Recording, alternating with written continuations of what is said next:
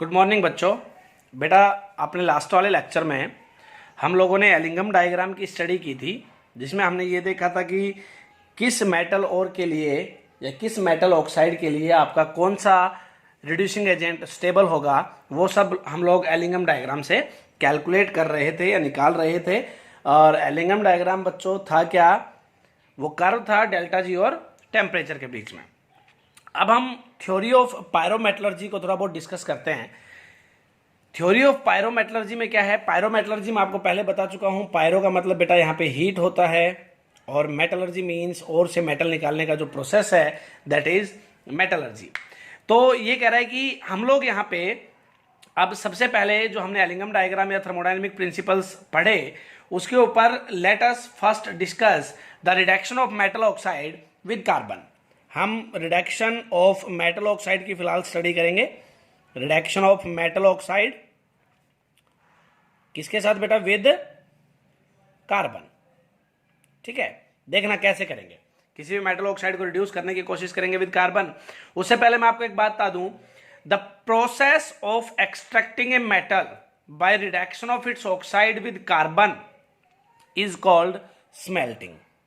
एक नया वर्ड यहां पे, किसी भी मेटल ऑक्साइड को कार्बन के साथ रिड्यूस करने का जो प्रोसेस है उसको बच्चों स्मेल्टिंग बोलते हैं, है ना। ये वर्ड याद रखना है। एक नंबर में बोर्ड में डेफिनेशन पूछा जा सकता है कि डिफाइन स्मेल्टिंग। तो smelting is the process of extracting a metal by reduction of its oxide with carbon. और carbon can be present in the form of coke, charcoal और कार्बन मोनोऑक्साइड। कुछ भी, किसी भी फॉर्म में आपका कार्बन हो सकता है बेटा। कोक की फॉर्म में हो सकता है, चारकोल की फॉर्म में हो सकता है, कार्बन मोनोऑक्साइड की फॉर्म में हो सकता है। किसी भी फॉर्म में आपको यहाँ पे कार्बन मिल सकता है। बट किसी भी मेटल ऑक्साइड को कार्बन के साथ रिड्यूस कराने के प्रोसेस को क्या बोलते हैं बच्चे? स्मेल्टिंग बोलते हैं, है ना। Now we know that during reduction the oxide of the metal decomposes. हमें एक जनरल सी बात पता है कि अगर मैं किसी भी एक मेटल ऑक्साइड को रिड्यूस करने की बात कर रहा हूं, रिडक्शन की बात कर रहा हूं अगर मैं वहां पे, तो जो आपका कोई भी मेटल ऑक्साइड आप लोग लेके चलोगे, सपोज मैं यहाँ पे MXO ले लेता हूं, है ना। कोई भी मेटल आप लोग मेटल ऑक्साइड लेके चलोगे बेटा, तो वो क्या होएगा? डिकम्पोज हो जाता है। वो क्या हो जाता है बेटा? डिकम्पोज हो जाता है, नथिंग एल्स, है ना। During reduction the oxide of the metal decomposes and the reducing agent, जिस रिड्यूसिंग एजेंट की प्रेजेंस में आप उसको रिड्यूस कराते हो बच्चे, reducing agent takes away the oxygen given by the metal oxide. और रिड्यूसिंग एजेंट क्या करेगा वहां पे?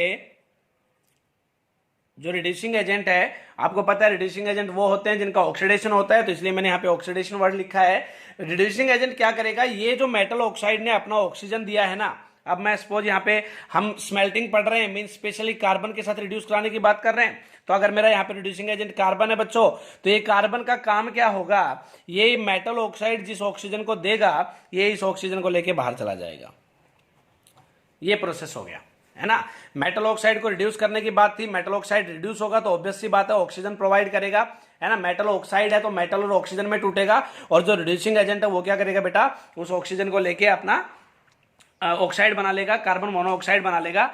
And the role of the reducing agent here is to provide a large negative delta G to make the sum of the delta G nought of the about two reactions. अगर मैं इस reaction को reaction 1 मान लूं, इस reaction को reaction 2 मान लूं, तो यहाँ पे रिड्यूसिंग एजेंट का जो मेन काम है, एक काम तो मैंने आपको बता दिया है कि मेटल ऑक्साइड जो ऑक्सीजन देगा उसको लेकर आपका रिड्यूसिंग एजेंट ही बाहर जाएगा।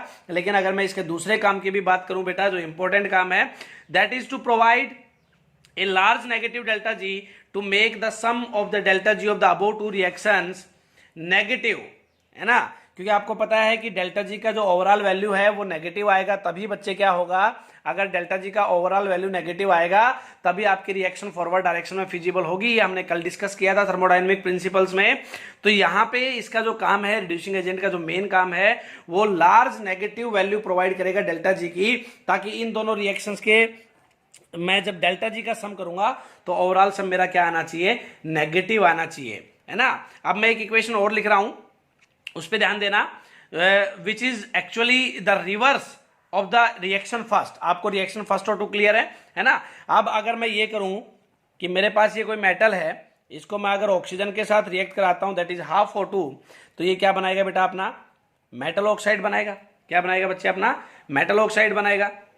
ठीक है। However if instead of partial oxidation of carbon, अगर partial oxidation of carbon to partial oxidation of carbon हो रहा है यहाँ पे, क्योंकि कार्बन किस में चेंज हो रहा है बच्चे कार्बन मोनोऑक्साइड में हो रहा है, तो आपको पता है ये पार्शियल ऑक्सीडेशन ही है। अगर इसकी जगह ये कह रहा है मैं कंप्लीट ऑक्सीडेशन ऑफ कार्बन करा दूं, अगर मैं कंप्लीट ऑक्सीडेशन ऑफ कार्बन करा दूं तो the oxidation of the reducing agent में बी रिप्रेजेंटेड एज फॉलोज। अगर पार्शियल ऑक्सीडेशन की बजाय हम लोग कार्बन का कंप्लीट ऑक्सीडेशन यहां पे करा देते हैं तो जो आपकी ऑक्सीडेशन रिएक्शन होगी वो क्या हो जाएगी बेटा, कंप्लीट ऑक्सीडेशन होगा तो बच्चे क्या बनेगा, सबको पता है कार्बन डाइऑक्साइड बनेगा बेटा, है ना। क्या बनेगा, कार्बन डाइऑक्साइड बनेगा। और ये कह रहा है कि इफ, तीसरा केस प्रोवाइड कर रहा है, if instead of carbon monoxide is used as the reducing agent, अगर कार्बन की जगह मैं कार्बन मोनोऑक्साइड को as a reducing agent use करता हूं तो ये कह रहा है कि आपकी जो रिएक्शन होगी वो क्या होगी बच्चे, कुछ इस तरह से होगी, है ना। अब यहां पे ध्यान देने की बातें क्या है, देखो हमें करना क्या है, मैं जनरली एक बार फिर रिकैप कर दे रहा हूं पूरे का। हमें करना क्या है बेटा, मेटल ऑक्साइड को मेटल में कन्वर्ट करना है, उसका रिडक्शन कराना है। ठीक है। अब ये कह रहा है कि रिडक्शन अगर मैं कार्बन के साथ कराता हूं, है ना, कार्बन के साथ अगर मैं रिडक्शन कराता हूं और वो पार्शियल ऑक्सीडेशन ऑफ कार्बन होता है, क्योंकि रिडक्शन तो मेटल ऑक्साइड का हो रहा है, कार्बन का तो क्या होगा बच्चे, ऑक्सीडेशन ही होगा ना।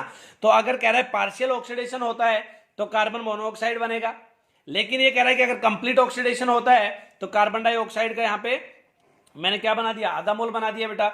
लेकिन ये कह रहा है कि मैं कार्बन की जगह अगर कार्बन मोनोऑक्साइड को ही as a reducing agent use में ले लूं तो आपका क्या बन जाएगा, कार्बन डाइऑक्साइड बन जाएगा। अब इनके लिए डेल्टा जी सबके लिए डिफरेंट डिफरेंट होगी कि नहीं होगी, सबके लिए डेल्टा जी डिफरेंट डिफरेंट होगी बेटा।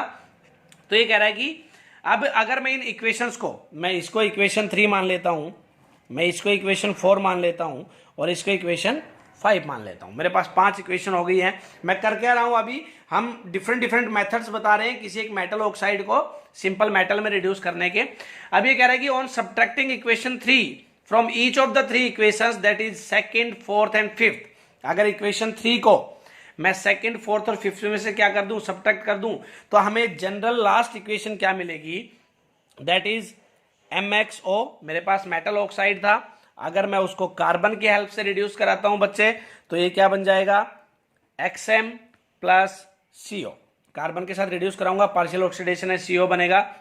दूसरा केस है, अगर मैं कार्बन का यहां पे कंप्लीट ऑक्सीडेशन कराने की कोशिश करता हूं बच्चे तो यहां पे क्या बन जाएगा, XM प्लस हाफ CO2, है ना। और तीसरा केस था, मैं कार्बन की जगह क्या ले लूं, कार्बन मोनोऑक्साइड को ही डायरेक्ट ले लूं reduction as a reducing agent, तो ये आपका क्या बन जाएगा, XM प्लस CO2।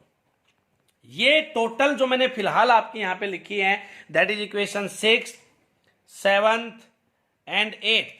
मैं आपको एक बात बता दूं, ऊपर की पूरी कहानी का निष्कर्ष ये है, पूरी कहानी का निष्कर्ष क्या है बच्चे, पूरी कहानी का निष्कर्ष ये है कि जो मेटल ऑक्साइड मैंने लिया था, एक बार मैंने उसको कार्बन के साथ as a carbon reducing agent लेके उसको रिड्यूस कराने की कोशिश की, जिसमें कंडीशन क्या है कि कार्बन का पार्शियल ऑक्सीडेशन होना चाहिए।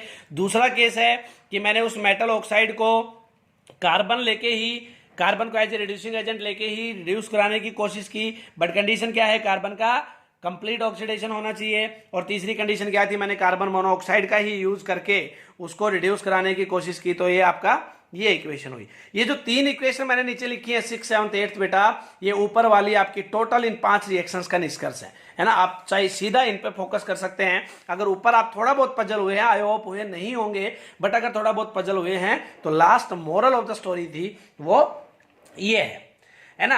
अब देखो ये रिएक्शन हमारे पास आ गई, मेरे पास मैंने 3 आपकी एक तरह से 3 कैटेगरीज मैंने आपकी डिवाइड कर दी कि हम इस मेटल ऑक्साइड को कैसे कैसे रिड्यूस कर सकते हैं। तो these 3 equation that is 6, 7 and 8 describe the actual reduction of the metal oxide. ये जो 3 इक्वेशंस हैं 6, 7, 8 ये actual reduction of the metal oxide को एक्सप्लेन करती हैं। MXO to the free metal, किसमें बेटा, MXO किसमें जा रहा है, देखो फ्री मेटल में जा रहा है, इसमें भी MXO किसमें जा रहा है बेटा, फ्री मेटल में जा रहा है, इसमें भी MXO किसमें जा रहा है, फ्री मेटल में जा रहा है। तो आपका जो मेटल ऑक्साइड है किसमें जा रहा है बेटा, फ्री मेटल में जा रहा है। The delta G not value of these reactions in general can be obtained, कैसे ऑब्टेन करूंगा इनका डेल्टा जी का value, by subtracting of the corresponding delta G not value from the Ellingham diagram. मुझे यहाँ पे फिर वही एलिंगम डायग्राम की जरूरत पड़ेगी। मैं इन सब, अगर यहाँ पे कोई भी एक पर्टिकुलर मेटल हो मेरे पास, लाइक मैं आयरन ले लूं बेटा, तो इन तीनों की डेल्टा जी मैं वहां से नोट करूंगा, क्योंकि आपको ध्यान हो तो मैं छोटा सा यहाँ पे देखना एक बार रफ डायग्राम से बना रहा हूं। इधर डेल्टा जी लिखा होता है, इधर टेम्परेचर लिखा होता है ना। तो कारो मैं इजिली आइडेंटिफाई कर सकता हूं, क्योंकि रिएक्शन ऊपर लिखी मिलेगी। तो सबके लिए डेल्टा जी का वैल्यू मुझे मिल जाएगा। मैं ओवरऑल डेल्टा जी क्या कर लूंगा, निकाल लूंगा। If these values are negative, अगर ये वैल्यू सारी नेगेटिव आती है, ओवरऑल वैल्यू नेगेटिव आती है ना, या मैं कह दूं कि अगर इस रिएक्शन की वैल्यू नेगेटिव आती है, इसकी भी नेगेटिव आती है, इसकी भी नेगेटिव आती है, if these values are negative then the reaction is feasible. सिर्फ कहानी मुझे ये बतानी थी कि अगर डेल्टा जी का वैल्यू आपका नेगेटिव आता है तो रिएक्शन क्या होगी बच्चे, फिजिबल होगी। और ये जो तीनों प्रोसेस मैंने यहां पे लिखी हुई है, तीनों रिएक्शन मैंने यहां पे लिखी हुई है, ये एक्चुअल में क्या है बेटा, स्मेल्टिंग है। क्योंकि स्मेल्टिंग आपकी होती यही है कि हमें क्या करना है, किसी भी मेटल ऑक्साइड को किसकी हेल्प से रिड्यूस करना है, आपकी कार्बन की हेल्प से रिड्यूस करना है ना। Carbon as a reducing agent लेके मुझे उसको रिड्यूस करना है। बाकी अगर मैं आगे की कहानी आपको एक्सप्लेन करूं तो वो वही कहानी है कि जो आपकी मैंने आपको कल बताया था एलिंगम डायग्राम में, कि ऊपर वाली लाइन नीचे वाली लाइन को इजीली क्या कर सकती है, रिड्यूस कर सकती है। क्योंकि उनके लिए डेल्टा जी का वैल्यू जो होगा, ऊपर वाली लाइन जो होगी उसके लिए डेल्टा जी नोट का वैल्यू क्या होगा बच्चे।